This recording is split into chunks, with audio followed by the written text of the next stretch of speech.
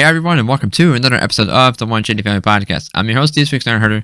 Before we get to the obvious, I want to quickly actually start on the Switch All-In model, as I finally got my unit on Monday.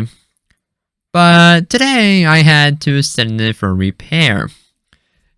This is an interesting story. So, what happened was, I got it on Monday, got it all set up, I bought my screen protector and all that fun stuff, and I went to go transfer my save data from Pokemon Shield from my Switch Lite to the OLED model, and saw that it was not connecting. So I'm like, it didn't really cross my mind aside from that. So I said, I'll try it again later. So I continue downloading all my other stuff, and I come back again, and it still wouldn't connect. At this point, I was starting to get a little concerned. So, a little while later, after I had to bring a friend to work, I tried it once again. Same thing. It would not connect. So I tried a couple of other methods after I got back home from bringing my friend to work, as well as grabbing dinner and all that fun stuff. So transferring save data was kind of a bust. So I'm like, okay. I even tried transferring my Pokemon Sword data from my original Switch, and same story. So I tried using this feature called Match Version with Other Users, which is a local connection. So I create a lobby, and my Switch OLED was able to find the lobby from my Switch Lite and original Switch, but it wouldn't connect to either of them. So at this point, I was getting a little concerned. So I opened up Clubhouse Games 51 World Run Classics, the simulate local multiplayer, and I created a lobby on the OLED model, and it was able to create the lobby just fine. And I tried to use the guest pass on my Switch Lite to join the lobby, and it was able to find the lobby. But it wouldn't connect. So I did the same reverse, create a lobby on the Switch Lite, and try to join on the Switch OLED. It found the lobby, but guess what? It didn't connect. So at this point, I was getting a little stressed out. So I tried doing some Google searching, and I got nothing for what I was looking for. The error codes that I got there was nothing to solve those error codes. So that pretty much left me with no choice but to call Nintendo support. Well, I tried using the live chat at first. My sister offered to help me, and they told us that they couldn't help us over live chat, so we had to call them. 2.5 hours later, after dealing with one rep that just wasn't all that great, like at one point they told us that rep told us that we might have to send them my Switch Lite, even though there was nothing wrong with my Switch Lite. Like prior to us contacting Nintendo, I was like, okay, this might be a hardware defect. Because then I placed my order 2 weeks ago, only for me to receive it just a couple days ago, which turned out to be defective. It was kind of upsetting. It was pretty upsetting. But finally, after getting transferred to a higher up rep, we were able to schedule a repair, and Nintendo even offered, if they weren't unable to repair my Switch OLED within 2 to 3 weeks, they'll send me a brand new unit for free with an extended warranty. I wanted to have a Switch OLED before Brilliant Diamond and Shiny Pearl come out next week, but that ain't happening, and I don't want to deal with trying to buy a second one. So, yeah, like it sucks because aside from that, everything else about my original unit worked just fine. I was able to go online. I was able to play my games. I was able to download everything. I was even able to join an online match in Uno, of all games, and it worked just fine. So it was just local communication that was literally impossible, and that's kind of a big part of multiplayer. So it kind of made the Switch OLED unusable for me. So that kind of prompted me to get in contact with Nintendo to see if I can get it repaired. But even despite this hiccup, I can still easily recommend it, even despite the very short amount of time that I spent with it. Like, the screen is gorgeous. I do think the speakers do sound way better. I really like the white and black of the white set. And also, they actually did improve the build quality. It feels a lot sturdier, which just feels great in general. And it actually has good battery life. It's just overall, it's a much better model. But I feel like people who either don't have a Switch already or have a launch model Switch should really be the ones that should make the plunge and make the purchase. Unless you're a collector, of course. But for the average consumer, I feel like most people, unless your current Switch is just crapping out, you should probably save your $350 and probably spend that on like games and other accessories. But if you absolutely want the best model of the Switch, then the OLED model is by far the one to go for. No doubt about it. Alright. That out of the way, let's talk about BDSP because it is out next week. Holy crap, it's almost here. It's actually almost here. This feels surreal. And you will absolutely be hearing us gushing about it in the next episode, episode 35. So definitely be ready for that. Not sure how much of the spoilers we're going to talk about, so be ready for that. Just letting you all ahead of time. Just letting you all know ahead of time. So, in fact, speaking of, there was actually one last trailer that we got for the games earlier this week that showed off Ramadas Park, which replaces Pal Park. If you saw my reaction and analysis trailer, video, there we go. Then you already know what I think about it. I think it's actually, I'm glad that we got to know what the Pal Park replacement is going to be. Because, well, this is only going to be accessible in the post game. Which is totally fine by me because there's a lot of legendary Pokemon that we're going to be getting over there. So it's probably as a way to bring over some of those older legendaries from older generations prior to Gen 4 into the remakes because for most of the legendaries, if you wanted to get the most current ones in Diamond and Pearl, then you had to migrate a lot of them from Generation 3, which can get quite expensive when you really think about it. Because you needed like a ton of games to get all the legendaries in one game if you don't want to use the GTS. So that can no doubt be a pain in the neck.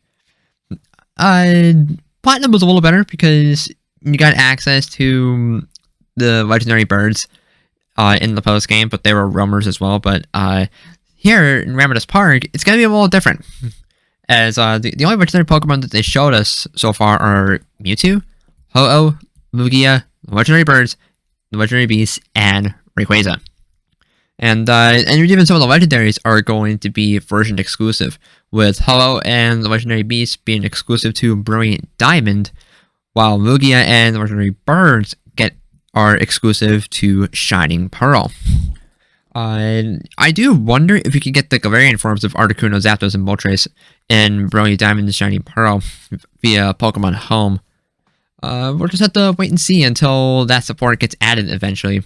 But I do hope so, because that would be pretty cool. Along with all the other Pokemon in BDSP that did get Galarian and Alolan forms in past games. And in that same trailer, they also showed us how we can get certain mythical Pokemon as well. So if we have save data for Let's Go Pikachu or Let's Go Eevee, then we can get Mew from an NPC in Floroma Town. So that's pretty cool. You don't need to buy a Pokeball Plus just to get Mew. But of course, you are going to need another game to get Mew. And it looks like we are going to be able to get it during the main adventure. I'm not sure, but I assume so, because it doesn't say whether or not we can get it after we enter the Hall of Fame. So it looks like we might be able to actually get it before we become champion. So and the same goes for getting Jirachi if we have save data for Sword or Shield. That's also pretty fire as well. So it looks like we might have the chance to use Mew and or Jirachi in a playthrough before we become champion. But of course, if you don't want to use them, you don't have to. Like, it's completely optional. And honestly, I kind of like this method of distributing mythicals because it's in-game and not just some kind of limited time distribution like we just got with Zacian and Zamazenta, as well as Zorud and Shiny Celebi. So honestly, having this baked in at all times is honestly fine by me, because you don't have to rush out to a store or rush online just to go get this mythical that you're probably never going to use again. So that's kind of nice, actually. So it probably won't count for it. They won't count for dex completion, because in the past mythicals didn't count for dex completion. So I'm sure Mew and Jirachi won't be able to count for dex completion in BDSP, but who knows? But this looks cool. I do hope that the battle themes for all the legendaries we've seen so far actually did get remastered, but that's probably asking for a bit much. Now, in terms of my most anticipated part of the game, now that we've seen Remedies Park, I don't know, honestly. These games look really good, so it's going to be tough to decide what's going to be my most anticipated part of the game. Maybe the Grand Underground, duh. The Grand Underground looks really fun. It's definitely the biggest change, along with Remedies Park and Brilliant Diamond and Shiny Pearl. The contests look really fun too. They actually do look a little different than they did in the original Diamond, Pearl, and Platinum. So that's gonna be fun to explore. Alright, since the Sinnoh remakes are coming out so soon, I wanted to talk about one Pokemon that immediately popped in my head when I think about Sinnoh. Lucario is a pretty obvious one. It's by far one of the most popular Pokemon of all time. Piplup, because, well, it's my favorite starter Pokemon. And also Don's Piplup in the anime is rightfully iconic. And Polion, because one of my all-time favorite Pokemon is from Sinnoh as well. So, yeah, Staraptor is another incredible one. Also, very iconic Pokemon from Sinnoh in general. There was just a ton of good picks for what Pokemon would maybe pop in my head. Alright, and actually, going back to having certain game save data, because Legends got a similar feature as if we have save data for Sword or Shield on our Switch, then we could actually obtain Shaman's Land Farm. Hello. And if we have save data for Let's Go Pikachu or Let's Go Eevee, then we could get a respective mask for each version. That is pretty cute, and they both look really cute. And I wonder how we can get Shaman Sky Form in Legends. We're probably going to need to, of course, grab the Gracidea flower, but they have not told us if Skyform Shaman is even going to be in the game, but there's a pretty, very, very high possibility that it will. And there's definitely going to be an NPC that will give us the Gracidea flower. But hey, that's really cool. And they actually did provide a screenshot for Shaman in Legends. If I'm going to go back, nope, that's the wrong website. I opened Cerebi and not the Pokemon website. What is wrong with me? Also, there's some new key art for Remedies Park. Let me go find it on BDSP's website. Where is it? Yeah, here we go. I can't. I wish I could show it right now, but it looks freaking cool. But this entire thing just looks amazing. But one thing to note about Remedies Park is that in order to access this content, we're going to need to install a software update right on release date. So it's pretty much going to be a 1.1 update. Now, those that are going to be buying it digitally and are going to be pre-voting, then you can pretty much get the update immediately. But for those who are buying physically, it's going to be quite an update to install. But this area does look really, really cool. Now, in order to summon these legendary Pokemon, on the website it says we need to grab slates to accessing these Pokemon. And the artwork of these slates look like Game Boy and Game Boy Advance cartridges, which is unbelievably cool. It's a cool little detail that I don't think many people really talked on at first when the trailer first dropped. So that's pretty awesome. And aside from that, that is pretty much all. It's really hard to believe that it's so close. We are so close to the release of these games. As I said already, these are by far my most anticipated games of the year. Now, going back to getting Jirachi and Mew, yes, you can grab these before you become champion, but you don't have to use them. Like I saw some people complaining about how these are going to be way too easy, but here's the thing. Pokemon has always been easy. Like, it's always been an easy game. So if you wanted more of a challenge, then you could just apply whatever rules you want to add on for yourself and make it harder that way. Like, I know the Nuzlocke is a very popular challenge. I personally don't like Nuzlocks because I feel like I would just absolutely break if I lose a Pokemon. So that's definitely not for me. But for those that do want an extra challenge, there are plenty of fan-made rules that you can mentally apply to yourself. And if you like it that way, then hey, more power to you. But here's the thing, Pokemon was never meant to be a difficult game. Like, if you really want a difficult RPG, then there are plenty of other games that will fit your needs.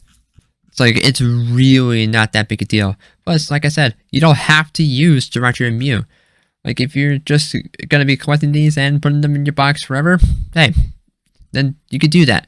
But if you want to just use it in a casual playthrough, then no one should stop you, because you can play the game however you like legitimately. I mean, yeah, these are just more options for players to use. I don't understand why people are complaining about Pokemon and difficulty. Like I said, Pokemon was never meant to be difficult. They've always been easy games. In my opinion, that's kind of an advantage, because that actually makes them very versatile when it comes to how you play the game. So in a way, I don't know. Whatever. Let me actually see if there are any additional features that I missed. In fact, let me go check out Legends, because I'm gonna take a look at Shaman in the game again. Oh, and I forgot that we can also get a Shaman kimono set as well. Okay, so the Legends website says that if you have save data for sword or short, Jesus, if you have save data for sword or shield on your Switch, there we go, then you'll be able to take on a research quest in Legends, which allows you to, of course, add Shaman, and this quest will be available for you after you finish the main story. So at least, it's more post-game content, and that's pretty awesome. But I wonder why it's Shaman Land Farm specifically, and Shaman Sky Farm as well. But hey, what am I to judge? Moving on from that, as next week's episode of Pokemon Journeys is actually going to see the return of Drake from the Hoenn Elite Four. Finally, Advanced Generation is getting some potential continuity, and it looks like this is going to be a Project Mew episode. As when I was watching the subs for the preview, said that Drake wanted Ash and Go to go on a treasure hunt and find a wild Kingdra. So that's pretty neat. It's great to finally have a character from Advanced Generation come back. And Drake looks great in the JN style, so I'm really looking forward to it. Also, today's episode of JN, which is, of course, featuring Glaceon, oh my god, it was so incredibly sweet. I am absolutely going to be rewatching this episode later, because, oh my god, it was fantastic, as it features a transfer student named Regina, who has a hard time making friends because she kept getting picked on a lot, and her Glaceon would always come to her rescue. But over time, she became lonely. But like I have a hard time summarizing episodes of or movies or anything that I've always seen just once. But like, oh my god, it is so freaking sweet. But the ending is just tons of fun. And oh my god, I can't get over it. It's so good. Like, my god. Also, Dawn's influence has carried over as we did hear Chloe say deja vu during the episode. Oh my god. This is easily one of Jan's best episodes already. And I've only seen it once, and I'm absolutely going to watch it again because, like I said already, it is so freaking sweet. I loved it from start to finish. It was so sad for a lot of it, but it's so good. I love it. Of course, I'm definitely biased toward Glaceon, but regardless, fantastic episode. Oh geez, and next week's episode is looking very promising, and I cannot wait for it. AG fans, you're finally getting continuity, so I'm happy for you people. But is there anything else that I can talk about? I've pretty much gotten all of the big stuff. Oh yeah, the Decidueye coming to Pokemon Unite. I'm really salty that it's the Decidueye and not Primarina. Like, sure, Primarina got into new Pokemon Snap, but whatever. And oh yeah, for Pokemon Go, Niantic did go over some of the details that's going to be occurring for the Brilliant Diamond and Shining Pearl launch event. So let's see here. November 16th through November 21st. That's kind of a short time frame. Very short time frame, actually. But the big highlight for this event will be Chimchar, Turtwig, and Piplup wearing Lucas and Dawn's hats. It's actually going to be split up into two parts. Part 1 being Brilliant Diamond. And the Pokemon that will be spawning will be featuring Pokemon that are going to probably be exclusive to Brilliant Diamond. And vice versa for the Shining Pearl Part 2. So Brilliant Diamond Part 1 will be November 16th through the 18th. And Part 2, Shining Pearl, will be the 18th to the 21st. And of course, there'll be some raids to go along with it. So, but the hat starters are pretty much the big one for me. And I honestly cannot wait because they all look adorable in the game. Also, on last Sunday, remember Pokemon Smile? That kids game that encourages kids to brush their teeth better while catching Pokemon? Yeah, that got a big update, which added more Pokemon to the game. Kind of funny, actually. Like this game pretty much flew under the radar for pretty much everybody after it came out. It was there for a little bit, but it quickly, no one was really talking about it anymore, as more people were focused more on Cafe Mix, which we got rebranded to Cafe Remix, which in itself is going to be adding Greedent in the very near future, so that is pretty cool. And also new orders are going to be added to the game, which will add Chimchar. Oh my god, it looks so freaking cute in this artwork. Oh my god, I love it. Yeah, the Cafe Mix has a really cute art style, I will say that, but it's not really a game for me. It's a pretty complicated puzzle game in my opinion. Then again, I kind of suck at puzzle games. What do I know? What do I know? Practically nothing. Oh yeah, Sylveon is getting a new piece of Hollowware in Unite. That looks so freaking cute. Like, isn't this like the second one that Sylveon got in the game? I don't know. I don't play Unite, but some of the special designs that Unite's been adding for certain Pokemon look fantastic. I'm sure they'll probably do something for the Decidueye. Still salty that it's not pre-branded, but whatever. I don't care about Unite anyway, so why am I even fussing about it? I will never know, other than the fact that I am an idiot. I imagine Honey and Callum are saying that no, you're not an idiot, as they're watching this, as they normally do. Is there anything else that I can add on for today? Oh yeah, Australia, you're finally getting a shiny Zacian Zamazenta. Very soon, actually, starting on November 19th, so pretty much the day that BDSP releases. And you're going to be getting both at the same time, just like in the UK, for example. And those that go to EP Games will be able to get a code for them. Of course, it'll correspond to whatever version you have. And here in the US, the shiny Zamazenta distribution has started at GameStop for Pokemon Sword players, and it'll go until the 26th of November. So, cool, I guess. But I already got shiny Zacian Zamazenta, all thanks to the newsletter from Game. That came in clutch, actually, so I don't need to go to GameStop to go get shiny Zamazenta.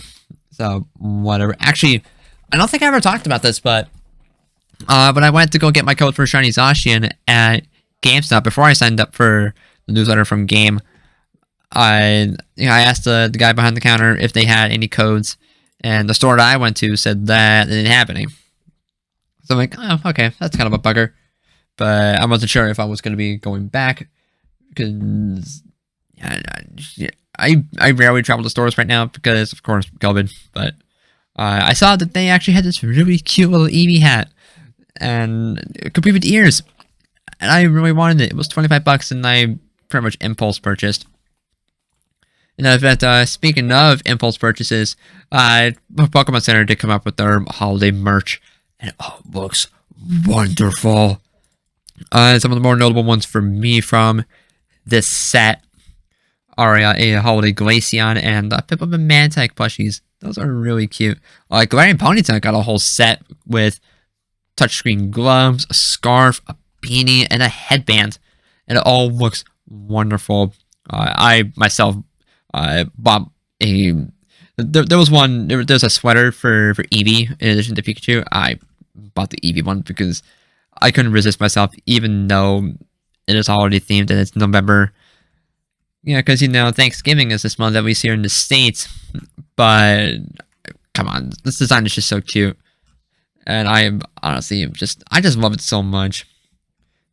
I'm trying so hard to not get in the festive mood, but all this merch just looks wonderful, just making me want to start my holiday shopping soon.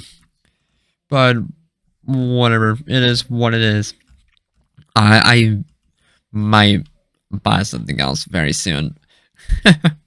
Oh God, what am I doing to myself? I will never know.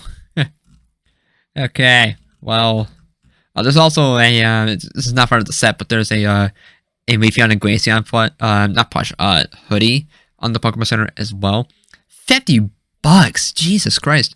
But it looks so good. I want this so badly. I don't normally wear black, and it's mostly black, but I mean, come on. This just looks, it looks so good.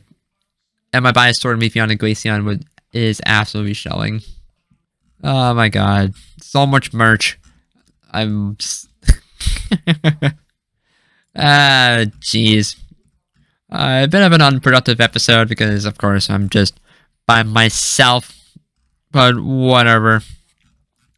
Is there anything else I could talk about this week? I don't think so. I mean, it was mostly just BDSP and other such things. But hey, next week we will most likely be gushing about BDSP, as of course next week is the launch day for the games, and that's all I can really say. So, and I think, yeah, that's gonna do it for me in this episode. I want to thank you for tuning in, and until next time, through it all, we're still a family, one shitty family.